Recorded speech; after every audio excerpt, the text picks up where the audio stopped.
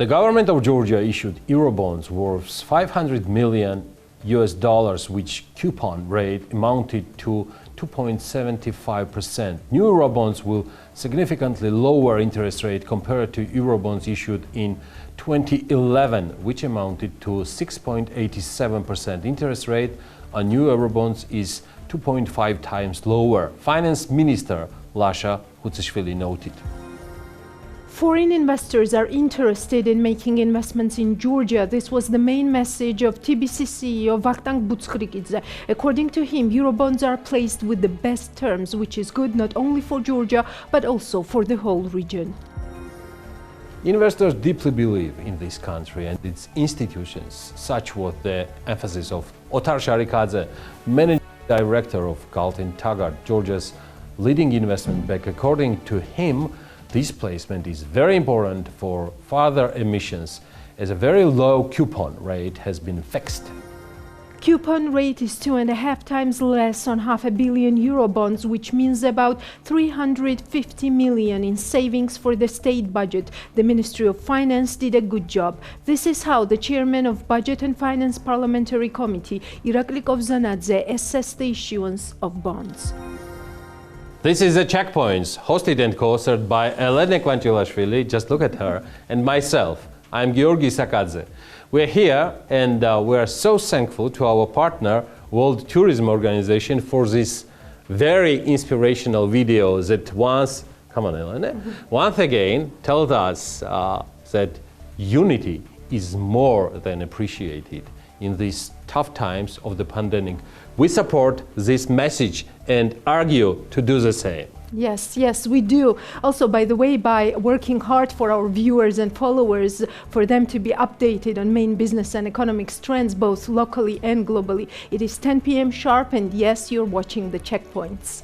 But before we start, let me mention here, Elena, that our readers can follow the interview with IMF representative in Georgia, Mr. Salem Chakir. The interview will start as soon as the checkpoint ends. Thank you, Georgi. The reason is the completion of the last review of the 4-year technical assistance program, which means that this program will close with the contribution of 484 million SDRs, or about 687 million USD, into Georgia's reforms. Really, many interesting insights come from Mr. Chakir that are worth watching and listening to. And by the way, here is a very informative short video on the most important thing for today, and that's a fair shot that people and countries need desperately.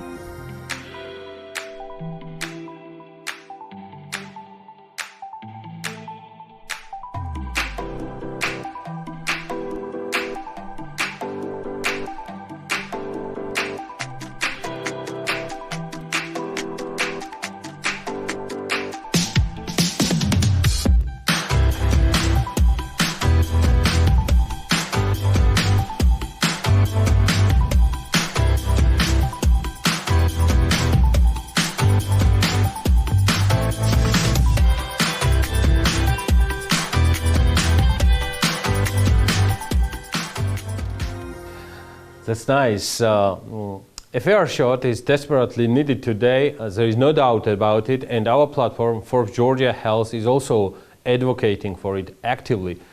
This week, the ambassador of Israel, Ran Gidor, was asked about the vaccinated tourists from Israel and their intentions to travel to Georgia. We can listen to what His Excellency said that day. Israeli tourists have already started coming to Georgia.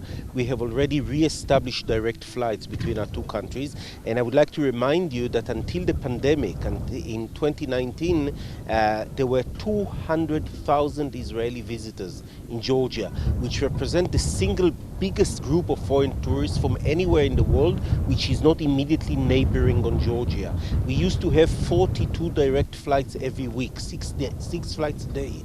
So now that in Israel 60% of the population are vaccinated, there's really no reason why Israelis shouldn't come visit Georgia again. More than 60% of the population vaccinated. Such a good job, Israel. It is even more valuable to hear what the ambassador of this country has to say about the pace of vaccination in Georgia. So let us listen to him once again.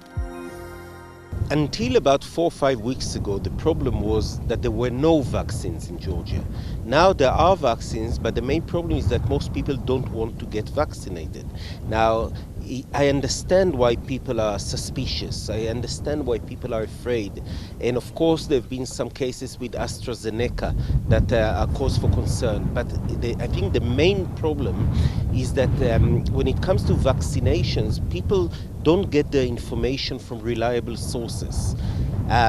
Even educated people, instead of approaching the website of the WHO, the World Health Organization, to see what they say about AstraZeneca, about vaccinations. I have many Georgian friends that are very dear to me.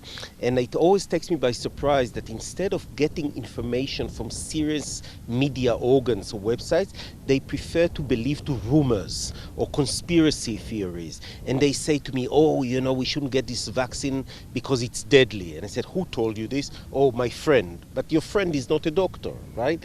So I think in the short term and in the long term, economic recession is much more dangerous for Georgia than any possible side effects from any kind of vaccine. So I urge all our Georgian friends, partners, neighbors to get themselves vaccinated as soon as possible. Yes, there are always some side effects, but even simple aspirin can have a side effect.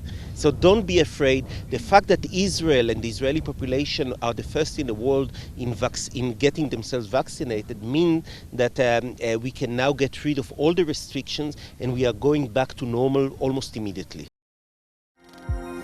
Forbes Georgia Health Platform has also been for a while advocating for a more sufficient informational campaign on different vaccines and vaccinations in general.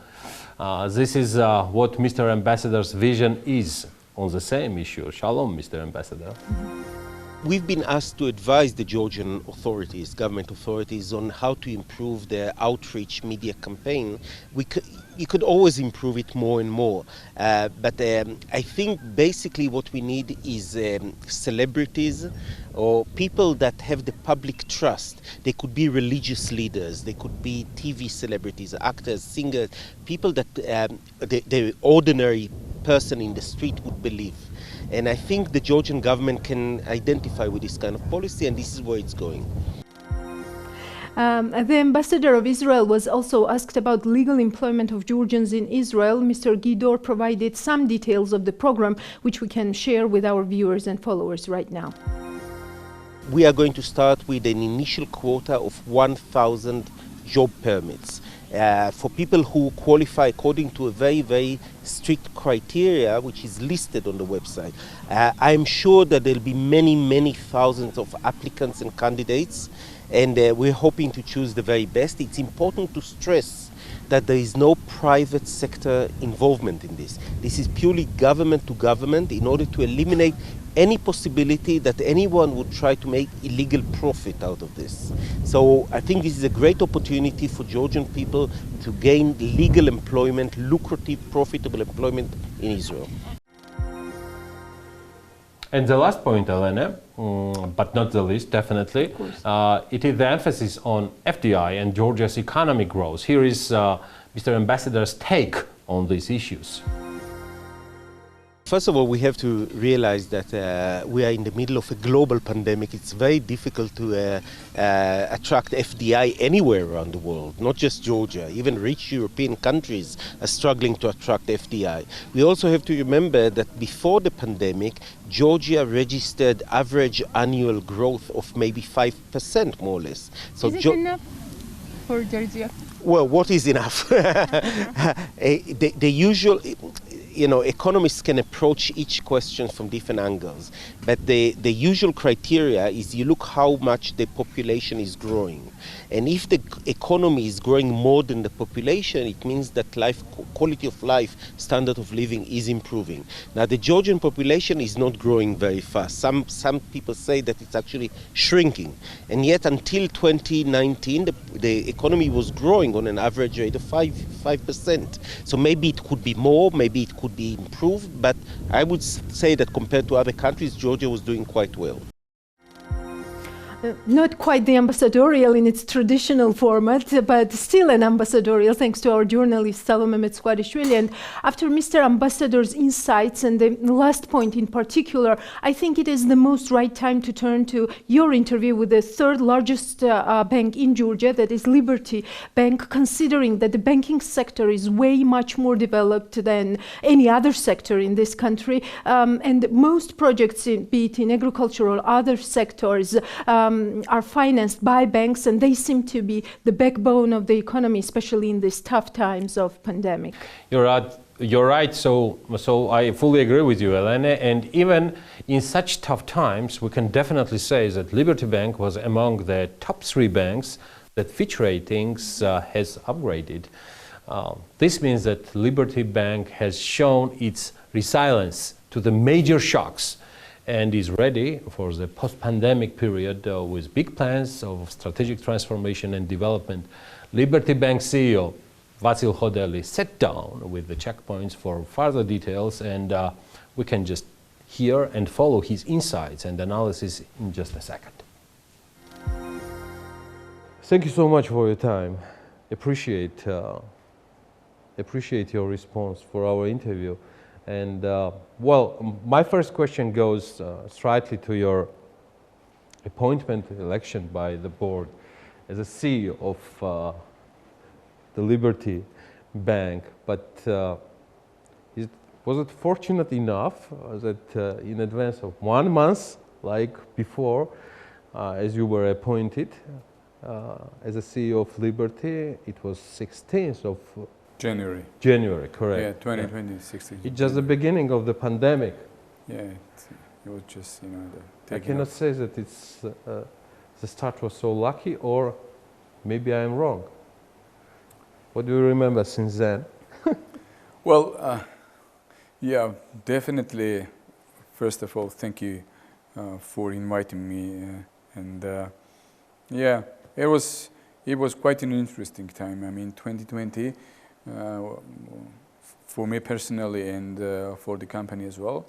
Yeah, I was full of energy and a lot of plans, and yeah, including of course, you know, the getting more familiar with the bank, and also knowing in person a lot of people, because team members, because we have almost 5,000 people. Of course, not, you know, not kind of organizing meetings with all of the people, but still, you know, I had my own agenda, but this agenda kind of changed drastically, of course, and we started to concentrating on some of the major factors, like not kind of questioning our kind of business momentum, which is not interrupting the business, and serving clients, our customers, as is, at least, if not with better quality, and also doing that not in a usual way, and more than 1,000 people, you know, being at home and working, you know, remotely, and so on and so on. So, and especially for us, it was quite a challenging period because of some of our clients requiring more personal touch, like our elder population, which is also one of the major part of our clientele. Yeah, major beneficiaries as well. Later on about the major reason why I am here, but before that, do you still intend or maybe plan to have the same level of the support of your clients and local community as your bank personally did last year in 2020, and as it was the joint effort coming from the whole industry?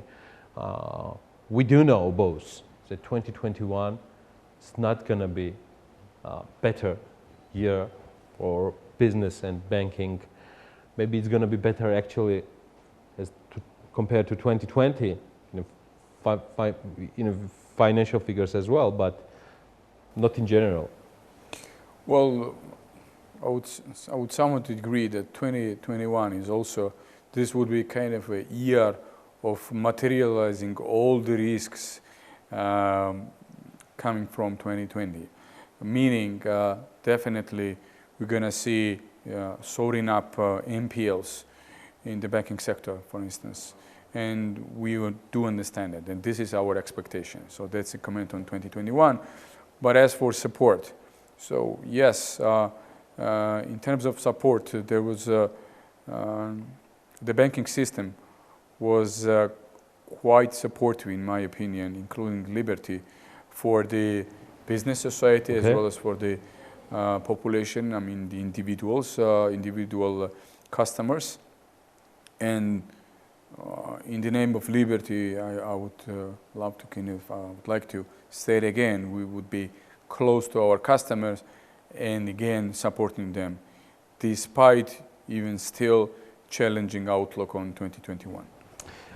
Tell me about the Monday's event, meeting, which has been held in the Parliament office of Georgia. Why?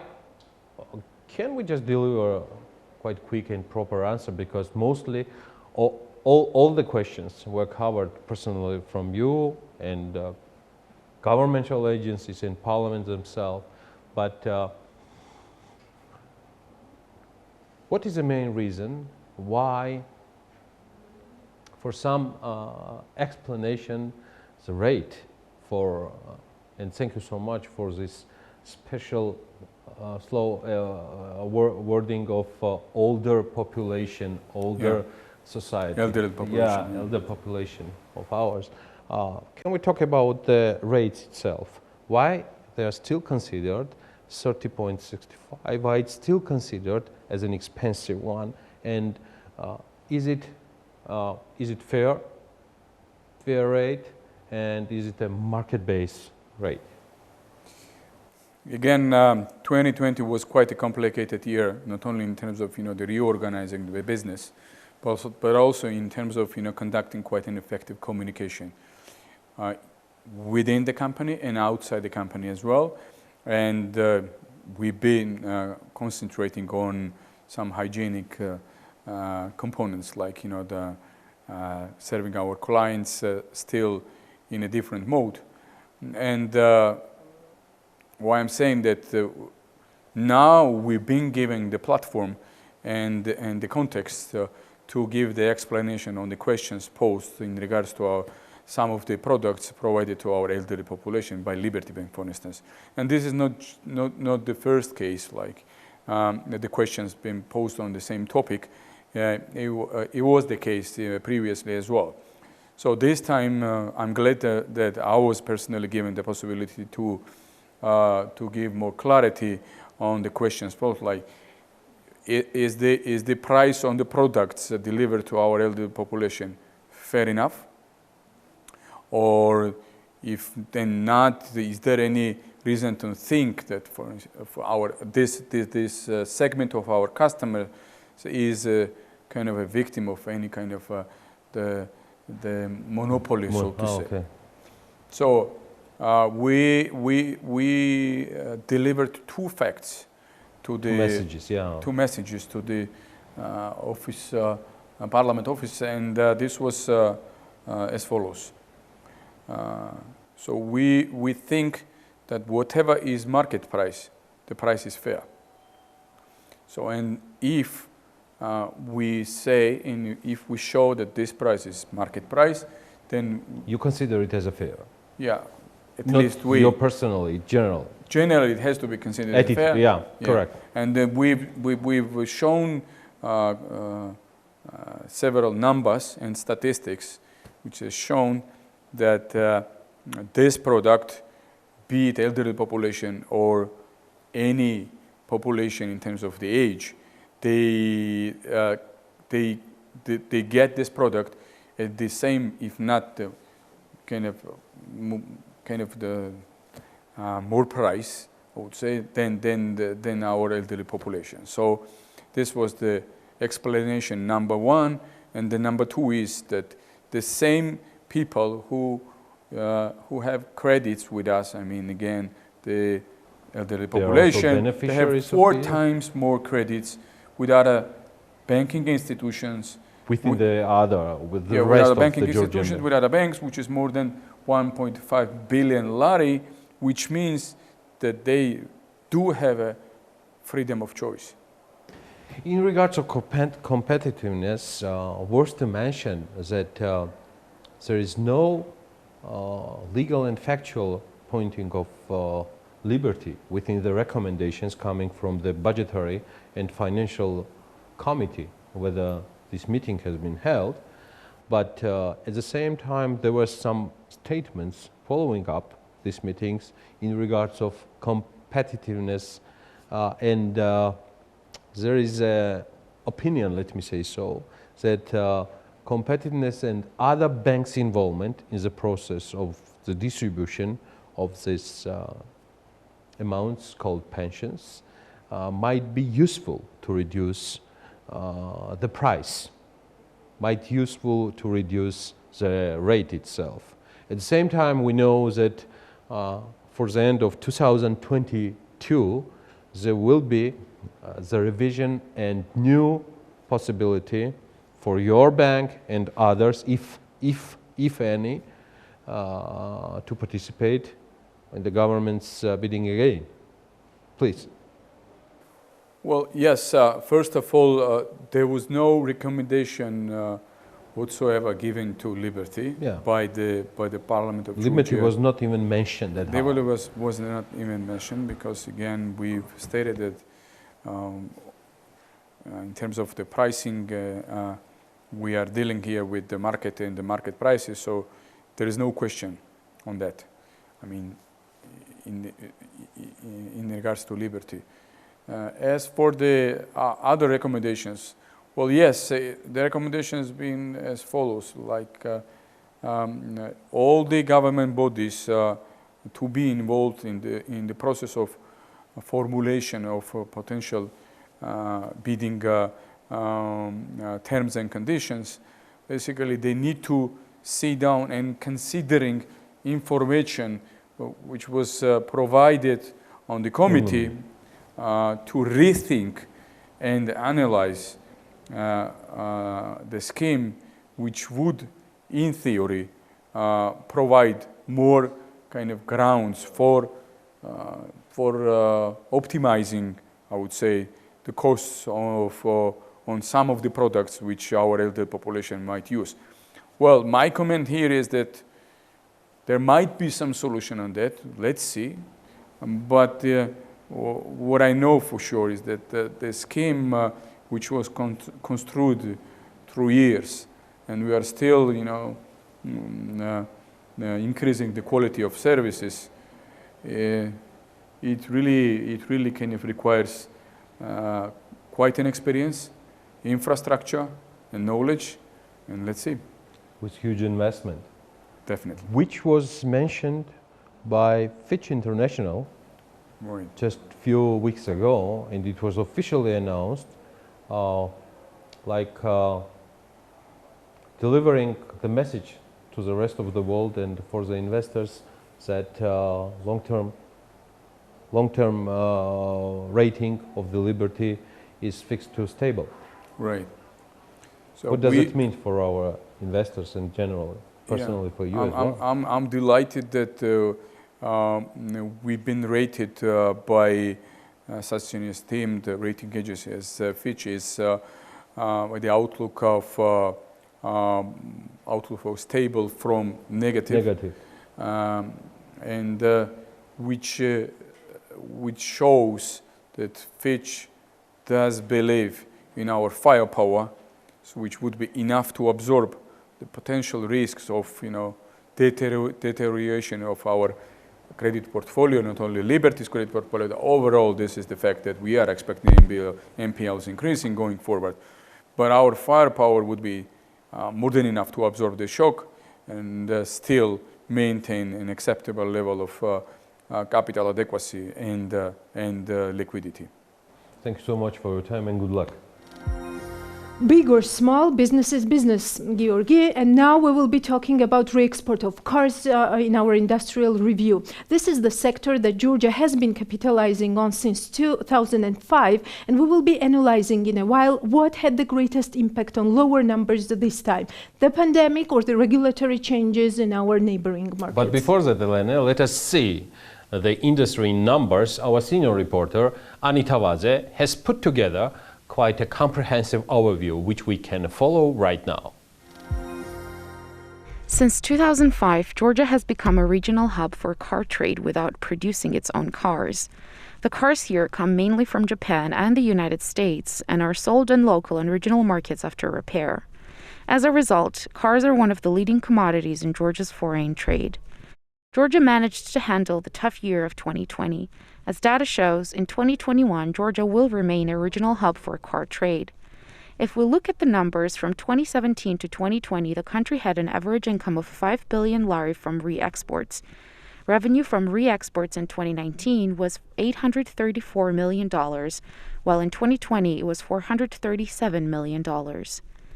The car business generates an average of 31% of annual revenues in Georgia through car re-exports. Rustavi car market is the largest used car trade area in the region where local and regional citizens trade cars. Travel restrictions related to the pandemic and the temporary closure of the Rustavi car market have severely hindered the export of used cars last year. 2020 was a difficult year for car trade for another reason. Last year, car re-exports fell to almost $404 million. In other words, it halved, largely as a result of declining demand due to rising custom duties in Armenia and Kyrgyzstan. Nevertheless, car re-exports to Azerbaijan and Ukraine continued through online sales.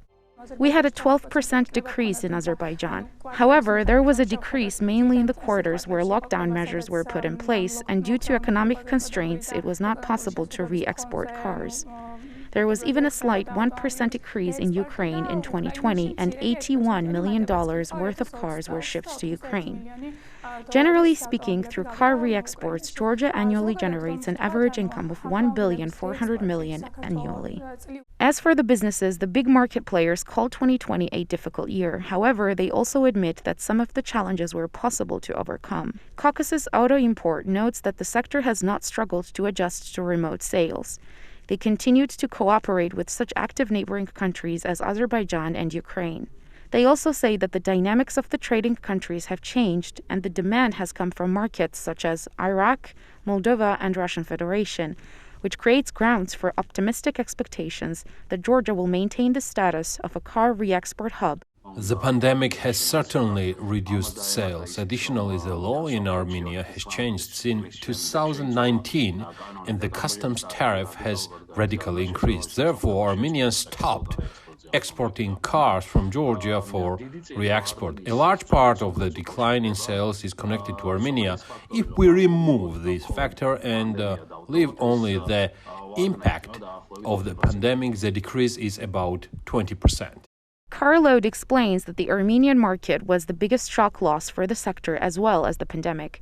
However, the situation has turned around for the better, and they are not complaining about turnovers in the face of the pandemic. Sales growth has been observed since the second half of 2020. We started looking for dealers in Ukraine. We opened an office in Ukraine and employed people in Ukraine. We are already mainly dependent not on Georgian dealers, but on Ukrainian and Azerbaijani customers who directly order cars from us. The Association of Auto Importers explains that the expectations for 2021 are positive and the mistakes made in 2019-2020 should not be repeated. On the contrary, everything must be done to maintain a leading position in the region. COVID did us a lot of damage. The already troubled sector was overloaded with more problems and restrictions, which was extremely difficult for us. Many auto importers had to suspend their businesses because they had no other choice. The business of car dealers expects that in 2021, re-exports will be activated in line with the overall economic recovery in the region. It is well understood that stabilization is key for Georgia and for the region, as it will be the best tool for facing current and upcoming challenges. And as promised, here is the analysis from Georgia's leading investment bank, Galt and Taggart, on the latest trends and developments in the car exports industry. Tatia Mamrikishvili found time for a short but very in-depth business talk with the Checkpoints. Tatia, welcome to the Checkpoints. Today we'll be talking about the re-export from Georgia and also what corrections did pandemic have on this potential that Georgia has been capitalizing on for some years now. So very straightforward first question. How do you think that Georgia maintain its leader's role in re-exports in the region? Hello, Ellen, once again, and thank you for hosting me here today. Georgia, I think it maintains its position as a regional hub for car trade. Actually, Georgia has established itself as a regional hub since 2005 and maintains its positions in the region till today. And there are a couple of reasons that I think explain this fact.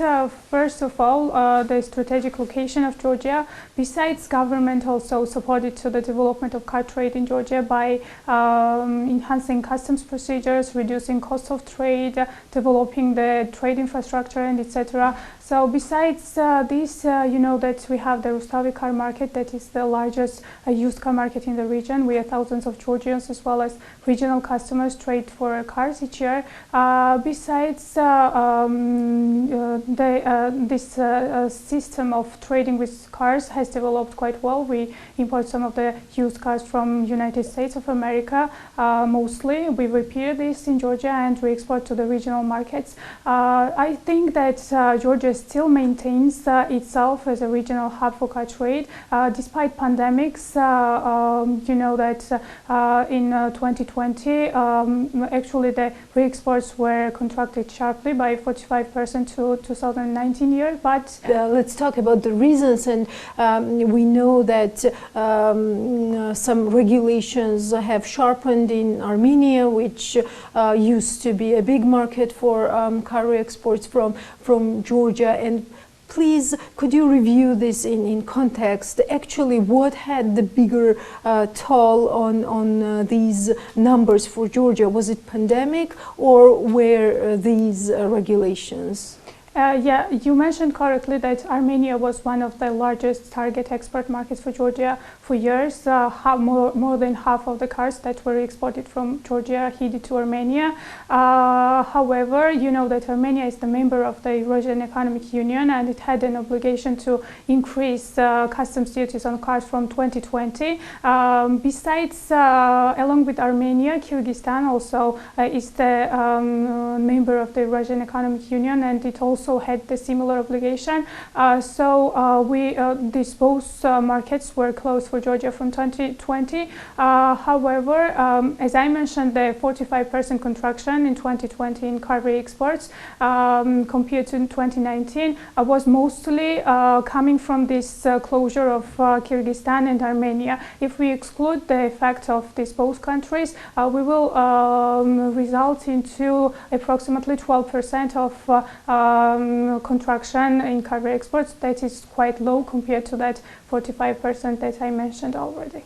You mentioned several competitive advantages for Georgia, tax environment, administration on borders so far. Do you think these will remain as competitive advantages looking forward into the post-COVID period, whenever that yes, for appears?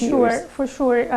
When I listen to many dealers or many people who are involved in auto business in Georgia and trading with cars, they say that some competitors, regional countries, can replace Georgia if government does not help to this sector. But I do not think that there is some kind of similar threat to Georgia as of today, because countries in the region do not have these competitive advantages. Like Azerbaijan, who only has the only option to import cars from Georgia. Ukraine, for example, has different kinds of customs duties from different countries when it imports, for example, cars directly from USA. It may be because of the large import tariffs, it may be more expensive than the cars that are imported from Georgia. These cars are also imported from USA in Georgia and then re-exported to Ukraine, but because of the low cost of trade, these cars finally are less expensive than those that are imported directly from USA. So I do not think such kind of threat exists as of today's perspective. What is the perspective with another big market and also our direct neighbor Azerbaijan? Do you think there could arise some kind of regulation issues as well? As of today's standpoint, there are some talks going about some regulatory changes in Azerbaijan and that could restrict the re-exports from Georgia to Azerbaijan. But at the regulatory level, this is not decided as of today, so we cannot say exactly that how will the trade with Azerbaijan will continue. If these regulations are not imposed in Azerbaijan, we think that the re-exports are going to increase because you know that in 2020, despite pandemics, thanks to the online sales, we managed to maintain car re-exports in Azerbaijan.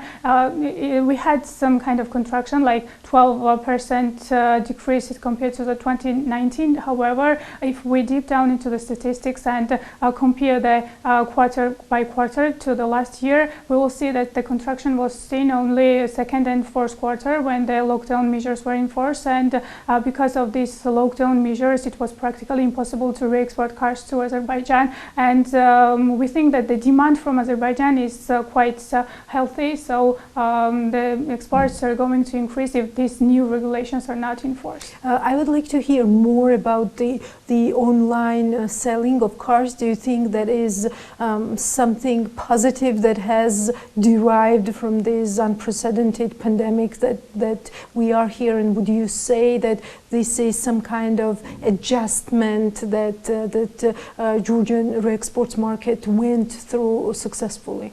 Yeah, for sure. I think that the online sales are the future of the trading, including the trading with cars. And thanks to these online sales, as I have already mentioned, we have managed to maintain the re-exports in Azerbaijan and in Ukraine as well. There was like 1% increase compared to the 2019 year's statistics. Like despite pandemics, we had maintained these re-exports thanks to the online sales. And I would mention that there are car dealer companies who mostly export cars to these both countries, and for them switching to online sales was quite difficult, quite easy compared to individual car dealers who also are quite involved in this sector, and they also trade with cars, but they were not ready for this pandemic and they could not switch towards online sales quite easy compared to car dealer companies. So I would recommend to pay more attention to online sales for the future, as I think that this is the future of car trading. I hope they will listen. And also, do you see the room for expansion or for substituting former traditional markets like Armenia, like Kazakhstan? What you have already mentioned. Is there some kind of potential to reach out to different markets? You know, actually, as you are aware, we mostly trade with used cars. So this used car market mostly depends on the trading relationships between the trading countries as well as the regulatory environment in the region. There may be some changes in the regulations that may create some new opportunities on the market, as was the case for Ukraine, for example. From 2017, it became one of the largest target export market for Georgia. And there may be some changes in the regulations that, on the contrary, may close some markets for Georgia. This was was the case for recent case of Armenia, yes, in 2020. So from today's standpoint, it's quite difficult to say which markets could replace these traditional car re-export markets. But I would recommend to pay more attention to Ukraine. That is quite growing in recent years. It appeared from only 2017, and as of today, it is the second largest re-export market for Georgia. And there is a room for growth to Ukraine. So if our car dealers concentrate on this market, it will be beneficial for them, I think. Thank you, Tatia, for this very interesting business talk. Thank you for taking our questions. Thank you. Thanks a lot. Well, it seems this is all for today, I guess. Just to remind you that you have to stay and watch the exclusive interview with the IMF representative in Georgia. And to follow us on bm.g and forbes.g, definitely stay safe. So see you on Sunday, and meanwhile, watch our interview. Mr. Chakir, thank you for being with us and taking our questions. So the last review of the technical assistance program for Georgia is completed.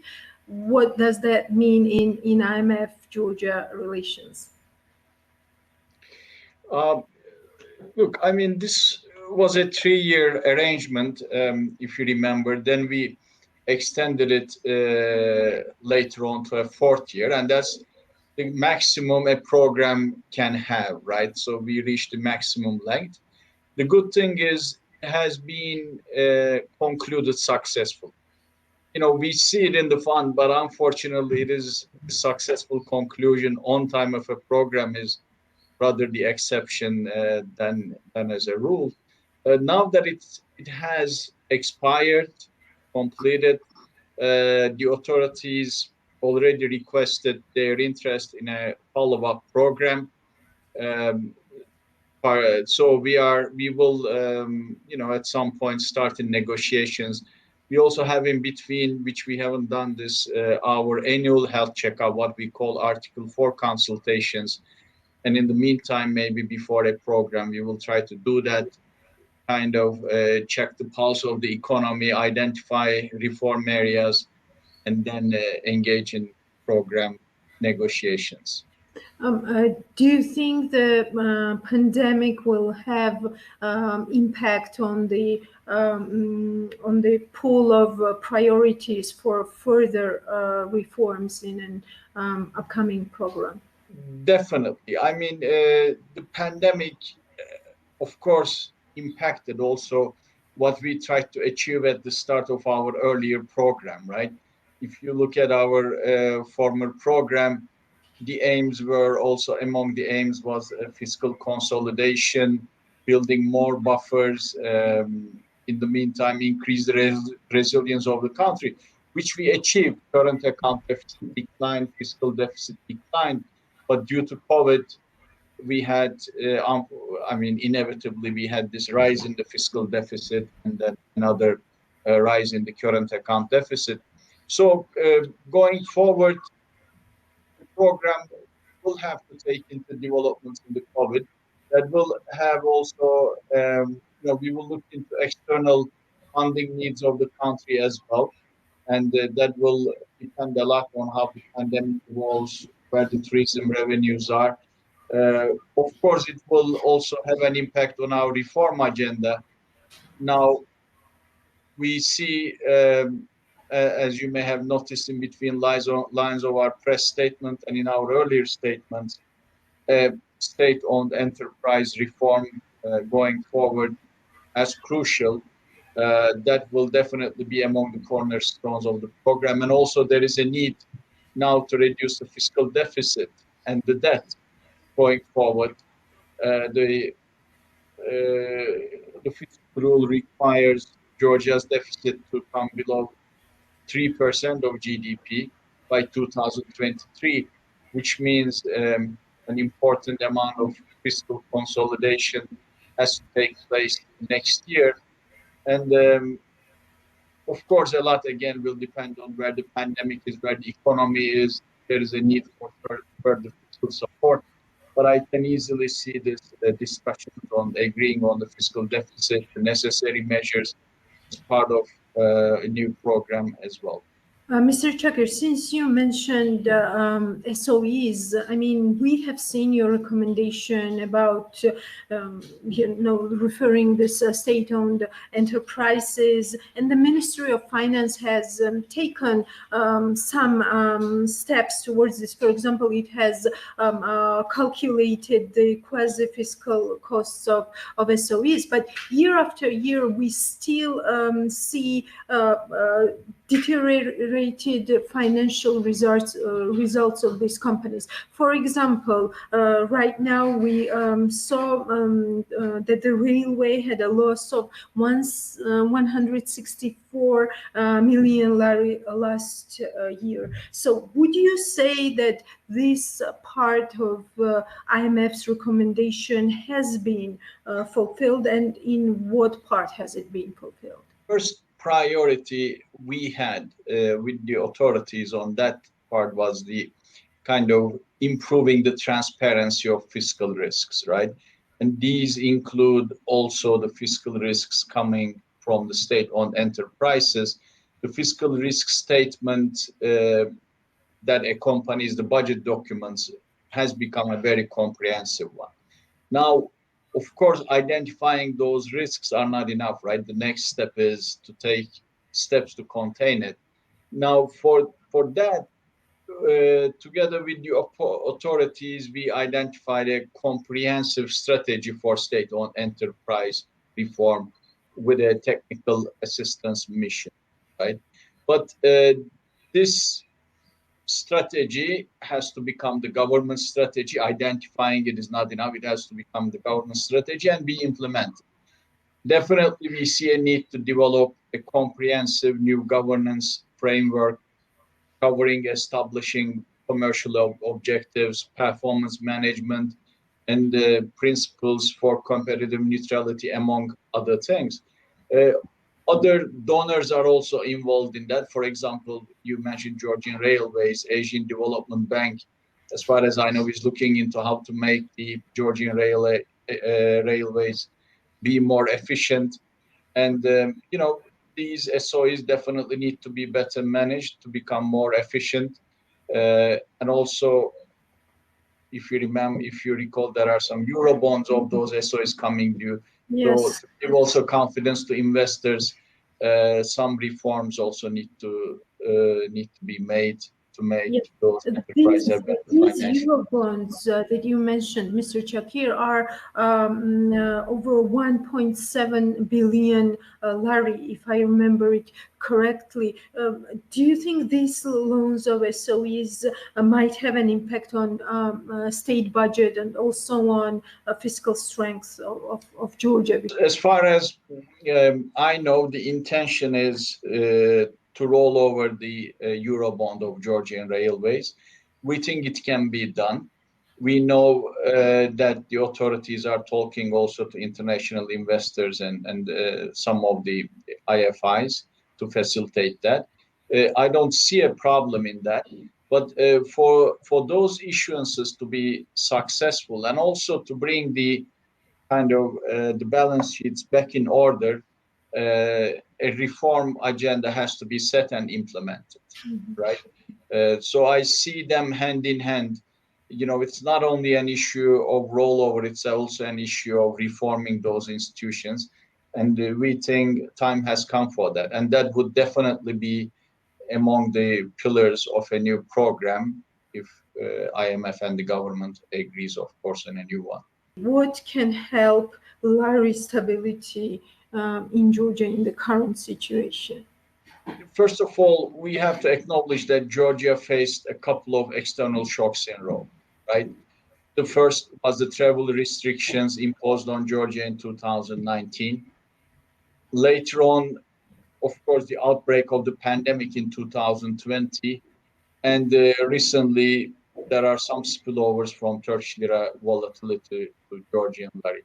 Now, of course, an improvement in any of these shocks would help Georgia, right? But the most important element is the policy response. So in that sense, maintaining macroeconomic policy discipline, adhering to the fiscal deficit, the fiscal rule, and inflation targets, combined with sustained donor funding during the pandemic, we think will help contain depreciation pressures. Look, some adjustment in the exchange rate is to be expected when the economy faces a major negative external shock such as COVID-19. And while we believe the floating exchange rate regime continues to work well as a shock absorber, we are also aware and understand that excessive lari volatility could become disruptive to financial stability as Georgia remains a dollarized economy. The central bank has a difficult task. They have to fine-tune between support to the economic activity containing inflation. They provide foreign exchange through interventions, but at the same time, they also have to keep an eye on the level of reserves in order to maintain confidence. So a combination of all these factors hopefully will help stabilize lari going forward. A number of interesting points that you have raised, and I will have questions on each of them. First of all, what are some of the projections of IMF on Turkey, and do you think that spillover effect that you just mentioned will be maintained for certain time for Georgia? Look, a lot depends on the authorities' policy response. So far, the Central Bank of Turkey has signaled that the central bank intends to keep rates where they are, that they will not engage in a rate cut cycle. But of course, the markets have their own suspicions. You know, the proof of the pudding is in the eating, as they say. So the most important will be the central bank's rate actions and the authorities' policy response. We are also, like other market participants, in a wait and see mode. We don't have a program engagement with Turkey, so as such, we don't, in a way, recommend policy actions. We are more in the observing side of events. Short answer is we have to wait and see. Also, since we're talking about the immediate neighbors of Georgia, there's one more interesting neighbor, and it is Armenia. And let me say why I think that Armenia is also an interesting case for Georgia. We keep hearing from the IMF in several interviews that the floating exchange rate is serving Georgia right. So I would like you once again to explain what IMF means under this statement, because, for example, if we take Georgia in the last 5 years, we will see that lari has lost around 45% of its value against dollar, while in Armenia, the depreciation is around 10%. And we see that Armenia is practicing some kind of like, I don't know how to call that, but kind of like semi-pegged approach. So in figures, it feels that Armenia is doing the right thing. Why does IMF think that Georgia is doing the right thing? Look, I'm not in charge of Armenia, so I'll not comment on what Armenia does is right or wrong, but I can comment on what Georgia does. But if we think the kind of the extreme, right, say that all these shocks that we discussed, that Georgia had a fixed exchange rate regime in place when faced with those shocks. You know, I would argue that the National Bank of Georgia could have depleted its reserves to defend the exchange rate, and the country would be facing a much more devastating adjustment afterwards. Or the budget would not have been able to provide all the support it did to the businesses and the vulnerable segments of the society. And also the recession could have been much more deeper, right? I mean, I understand, while we also appreciate the concerns about related to depreciation of the currency, it mitigates the impact of the shock in the economic activity. And the National Bank of Georgia is trying to find a delicate balance between avoiding excessive volatility through its foreign exchange interventions and preserving the country's FX reserves at an adequate level. Unfortunately, the future remains uncertain. There is a new global wave of pandemic, new variants are there. The vaccination efforts are slow, so we hope that things will improve. But in case it doesn't, the country needs those reserves, right? And again, defending a certain level of exchange rate probably would have been one of the worst uses of the country's limited amount of reserves. So I understand the pain and I appreciate the concerns, but the alternative could have been much worse for Georgia. You mentioned high level of dollarization. Do you think it is wise to keep dollarization policies during the pandemic, when we see that this is not the usual situation, neither for Georgia nor for the whole world, considering this depreciation tendency that lari has? Look, the exchange rate volatility, I think, is very much related to the external shocks the country is facing, and has less to do with dollarization efforts of the central bank, in my view. Now, the central bank and the authorities have, in a way, paused in their efforts. In the long run, it would increase the efficiency of the monetary policy. It is in the best interest of Georgia, but I think the authorities also see now the priorities to deal with the pandemic and its effects. The dollarization is not today's priority, and I think the authorities see it that way as well. Thank you for that answer. And also, lari depreciation now has the spillover effect also on inflation, and we see that monetary policy is getting stricter to fight that effect. So at this point, my first question, do you think strict monetary policy is the right approach to the challenges that Georgia's economy has right now? And my second question, what could be more important for Georgia, lari stability and less inflation, or more floating currency regime? Look, we think the National Bank remains appropriately focused on achieving its inflation target, which is a cornerstone of Georgia's macroeconomic policy framework.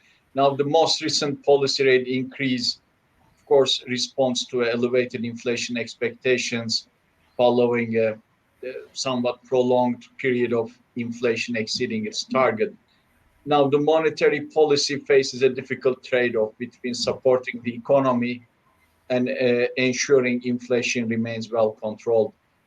Now, most of the drivers of current inflation are temporary in our view, but we also, of course, note that survey-based inflation expectations remain elevated. We believe continued adverse external developments, they happen, may necessitate further policy rate increases. These are difficult trade-offs, unfortunately, but achieving inflation target, keeping inflation expectations under is, of course, a priority for the National Bank, and we support that. If we look at this new outlook, 3.5% economic growth for Georgia, what kind of signal that is for business community, for investors, for policymakers? Global economy has witnessed the worst recession, right, since the Great Depression last year. And this is, as we always repeat, is truly a crisis like no other. So going forward, a lot will depend on the path of the pandemic, which is now shaped, unfortunately, by uneven progress in vaccination among countries. Now, in the absence of enough vaccination, again, unfortunately, lockdowns become inevitable, and these lockdowns have very negative economic implications in every country, right? Not only in Georgia. So when it comes to Georgia, so if the pandemic situation requires a new lockdown, then the risks to our 3.5% growth forecast would be to the downside. In other words, our forecast doesn't incorporate another lockdown assumption in itself.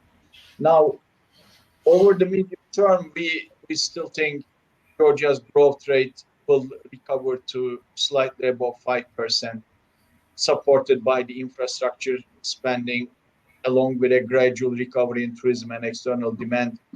But the pandemic, of course, will leave some lasting damage. I mean, if you look at the level of real output we expect in 2024 now, it is around 11% lower compared to the pre-pandemic projection we had for that year. But a lot, again, will depend on how the pandemic evolves. Unfortunately, right now, what we see is that we see cases rising again.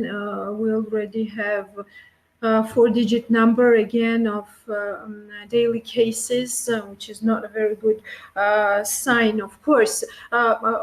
What should be the approach of Georgia if these downside risks still materialize, and if we get another lockdown? To what extent, I don't know, but another lockdown.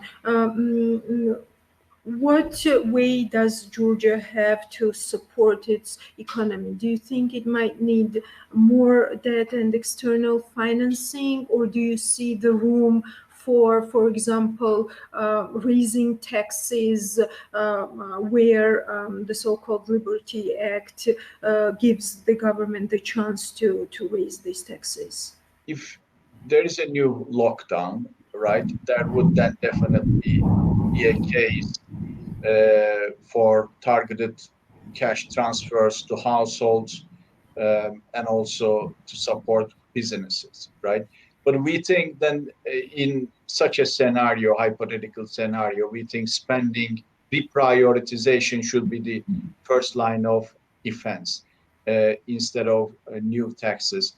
The capital budget in Georgia has been around 8% now for a couple of years in a row.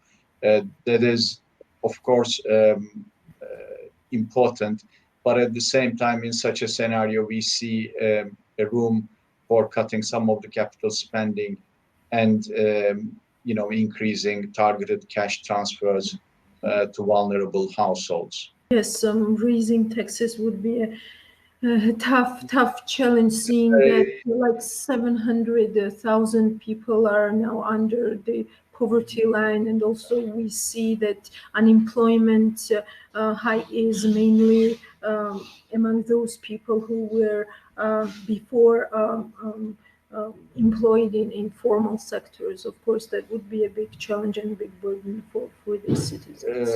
Yes, we agree. We agree with your analysis, and that's why we think some spending prioritization is important.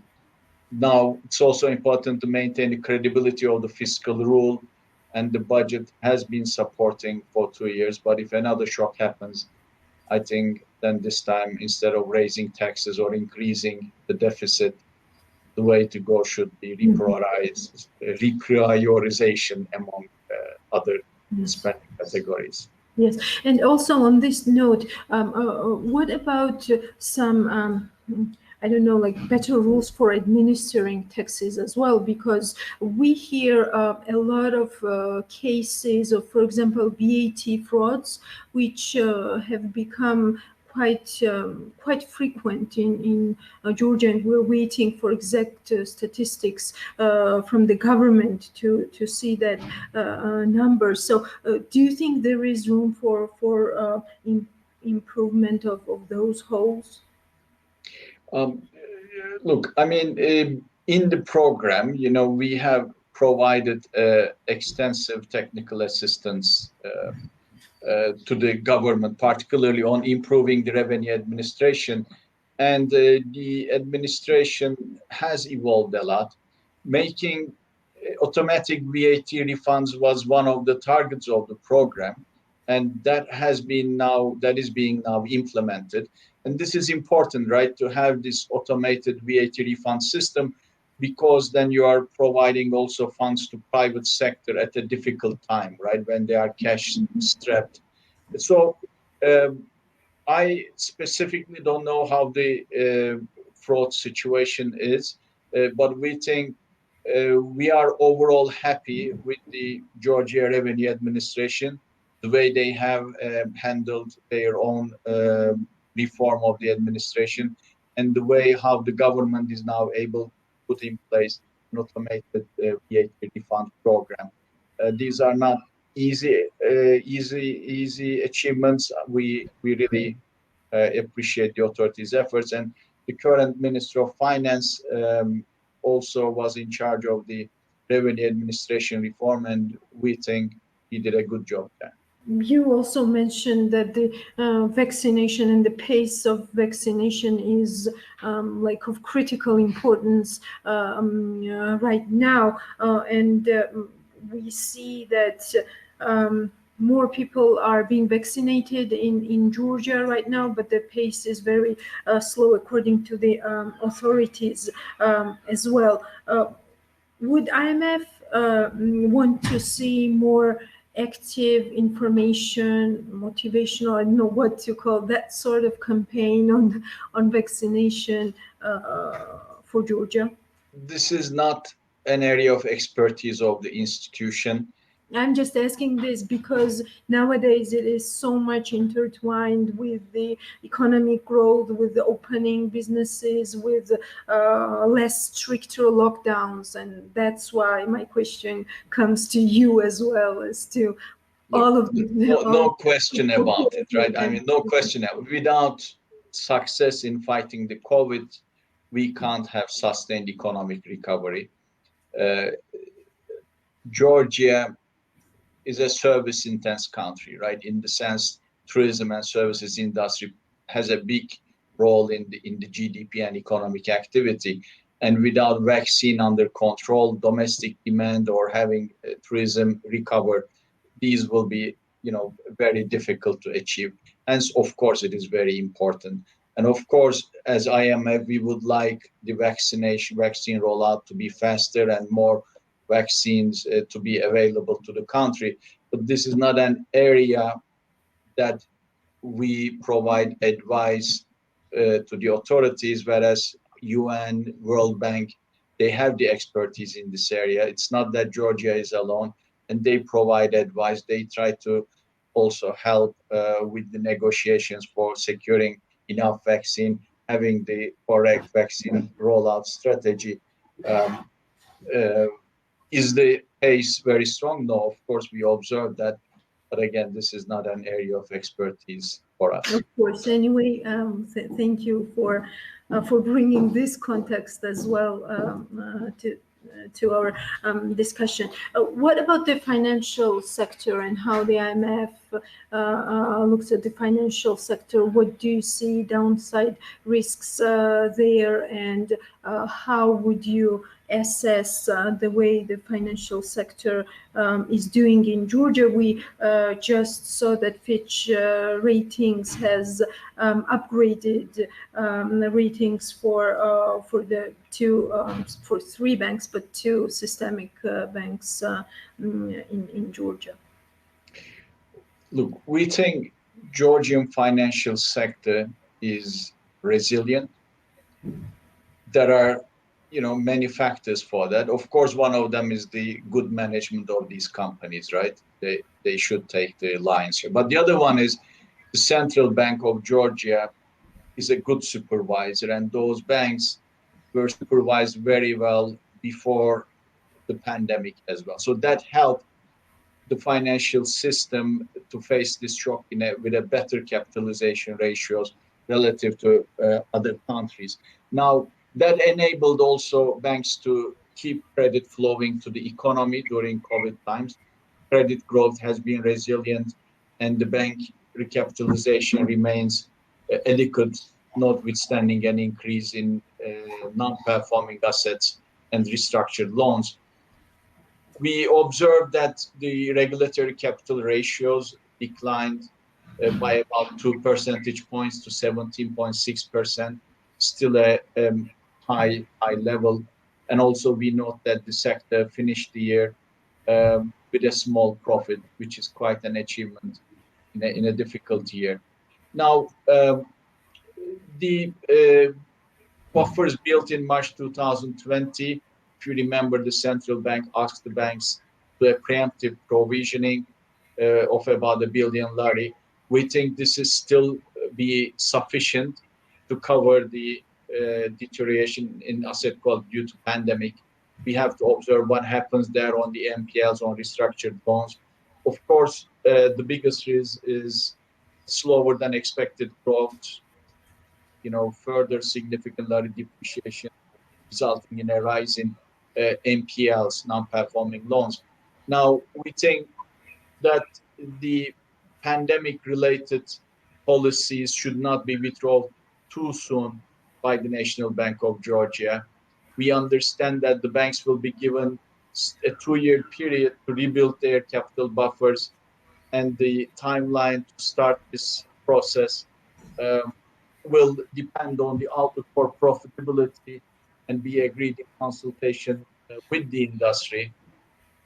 Also, if I can connect with your earlier questions, and I see that, times are very difficult. It's not easy for Georgia.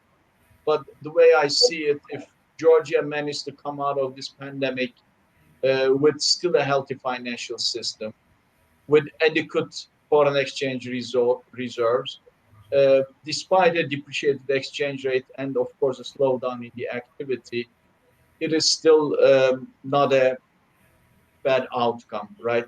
But of course, it is too soon to talk about those before the end of the pandemic. Still has to play out, and we have to see all its impact on the economy and in financial sector. But we would say so far, so good on that. Thank you for your time. We have been talking for half an hour now. Thank you for that. Elena, thank you for your questions and the opportunity, as always.